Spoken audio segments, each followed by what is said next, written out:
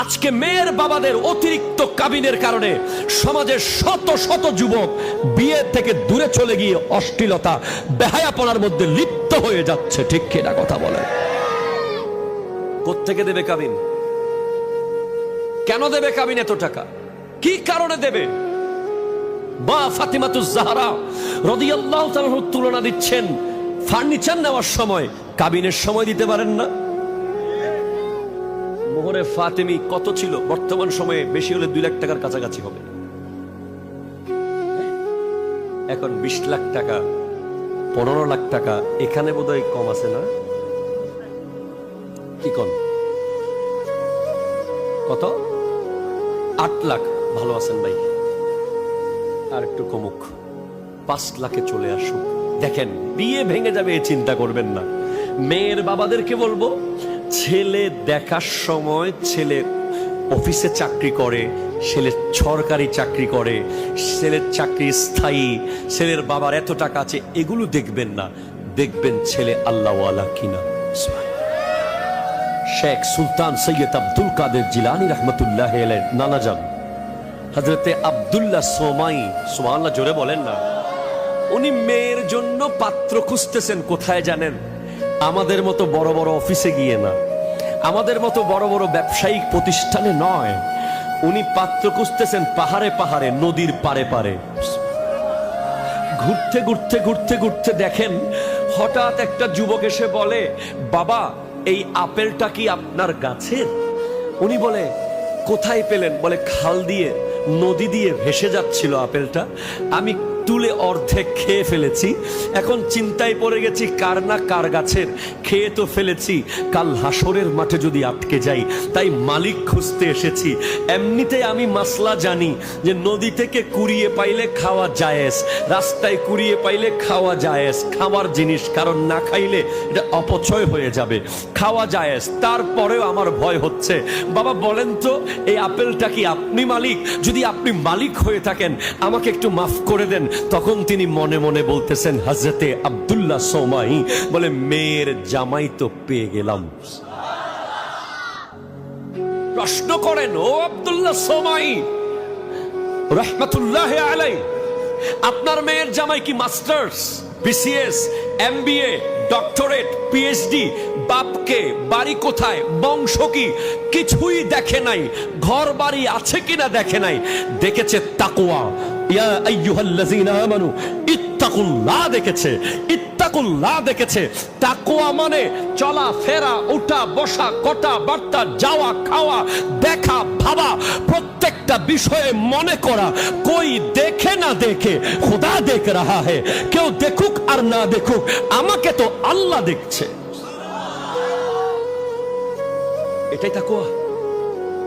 আপনি অন্যের গাছের পেঁপে ছিঁড়ে খেয়ে ফেলতেছেন, মালিক দেখে নাই, কে দেখেছে? অন্যের পুকুরের মাছ চুরি করে খাচ্ছেন, মালিক দেখে নাই, কে দেখেছে? আপনি অন্যের জমির আইল ঠেলে দিয়েছেন, মালিক দেখে নাই। জোরে জোরে কে? আল্লাহ কিন্তু দেখেছে। হ্যাঁ, হযরতে আবু সালে মুসা জঙ্গি দোস্ত শাহিনশাহ বাগদাদ আব্দুল কাদের জিলানী রহমতুল্লাহ আলাইহির বাবা, সুবহানাল্লাহ জোরে বল। একটা ছোট্ট আপেল আল্লাহর ভয়ে ক্ষমা চাইতে চলে গেছেন। আর আব্দুল্লাহ সোমাই বলছেন, মেয়ের জামাই পাইছি, রেখে দিয়েছেন 12 বছর। 12 বছর পরে বলে, যান একটা আপেল ছিঁড়ে আনেন বাগান থেকে। 12 বছর তো আপেল বাগানে কাজ করেছেন। আপেল একটা আনছে কাঁচা, খাওয়ার উপযোগী না। বলে, এটা কেন আনলেন? আপনি পাকা আপেল ছিনেন না? বলে, হুজুর আপনার একটা আপেল নদী থেকে খাইছিলাম, সেই ভয়ে 12 বছর কাজ করেছি। এরপর থেকে আপনার আপেল গাছের দিকে চোখ তুলে কোনোদিন তাকাই নাই। কোনটা পাকা কোনটা কাঁচা কোনোদিন বুঝি নাই ভালো মতো। হ্যাঁ, এবার বলে, ঠিক আছে, একটা মেয়ে আছে আমার কাছে, যে মেয়েটা ছিল মূলত আকাশের চাঁদের চেয়ে সুন্দর, যে মেয়েটাকে পৃথিবীর কোনো বেগানা পুরুষ কোনোদিন দেখেনি, পৃথিবীর কোনো বেগানা পুরুষ যার আওয়াজ শোনেনি, সেই মেয়ের সাথে ওই হযরতে আবু সালে মুসা জঙ্গি দোস্তের শাদী দিয়েছেন।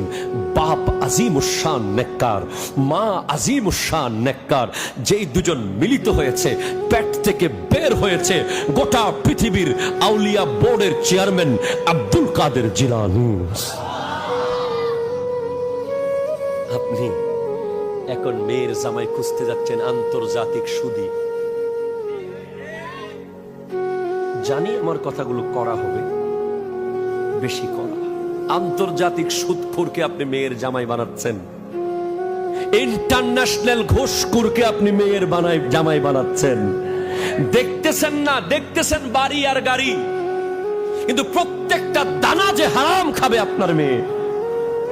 আপনার মেয়ের পেট থেকে যে সন্তান বের হবে, সে যে হারাম খেয়ে খেয়ে বড় হবে, সে যে লাথি মেরে বাবা মাকে ঘর থেকে বের করে দেবে, সেটা তো আপনি ভাবলেন না, ঠিক কিনা বলেন?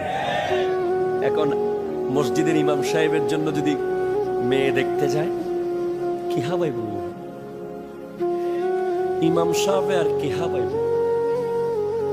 ইমাম সাহেব হটিয়া ফায়, খতিব সাহেবে, মুয়াজ্জিন সাহেব আর কয় টাকা বেতন পায়? আমার মেয়ে না ভাই, ভালো প্রস্তাব আনেন, দেয় না, ঠিক কিনা বলেন? ওরে বেটা, ইমাম সাহেব আর মুয়াজ্জিন সাহেবের 1 টাকার সামনে একজন সুদখোর আর ঘুষখোরের 10 কোটি টাকা দিলেও ওই 1 টাকার মূল্য আল্লাহর কাছে সবচেয়ে বেশি, ঠিক কিনা কথা বলেন? সেজন্য প্রথম দায়িত্ব বাবাদের একটা নেককার ছেলে খুঁজে বের করা। পয়সাওয়ালা খুঁজবেন না। কি খুঁজবেন? জোরে কোন কি? ছেলেটা 5 ওয়াক্ত নামাজ পড়ে কিনা, ছেলেটার দাড়ি আছে কিনা, ছেলেটা মাথায় টুপি দেয় কিনা, ছেলেটা মুরব্বি দেখলে দাঁড়িয়ে যায় কিনা, ছেলেটা মুরব্বি দেখলে সালাম দেয় কিনা, ছেলেটা তার বাবা মার সাথে কেমন আচরণ করে। বাস লেখাপড়া দেখেন, বেতন যতটুকুই হোক দিতে পারে কে? জোরে কর না কে? একটা ছোট্ট আপেল আল্লাহর ভয়ে ক্ষমা চাইতে চলে গেছেন, আর আব্দুল্লাহ সোমাই বলছেন মেয়ের জামাই পাইছি, রেখে দিয়েছেন 12 বছর। 12 বছর পরে বলে যান একটা আপেল ছিঁড়ে আনেন বাগান থেকে। 12 বছর তো আপেল বাগানে কাজ করেছেন, আপেল একটা আনছে কাঁচা। আমি ফকির, আমার যখন বিয়ে হবে আমি তো কিচ্ছু করি না, বেকার, মাত্র পাশ করে বের হয়েছে, টুকটাক নাতে রসুল পড়তাম, কোনো মতেই দিবে না কেউ বিয়ে। কয় কি হবে? তো আল্লাহ, এখন আমি আমার নসিবে যে বিবি আছে, ওনার ব্যাপারটা ছিল ওনার আব্বা ওনার এক খাড়ায় দাঁড়ায় বলছে দিয়ে দিব, রিজিক আল্লাহর হাতে। আজকে আলহামদুলিল্লাহ, আজকের দিনটা আলহামদুলিল্লাহ, কিছু বলার নাই।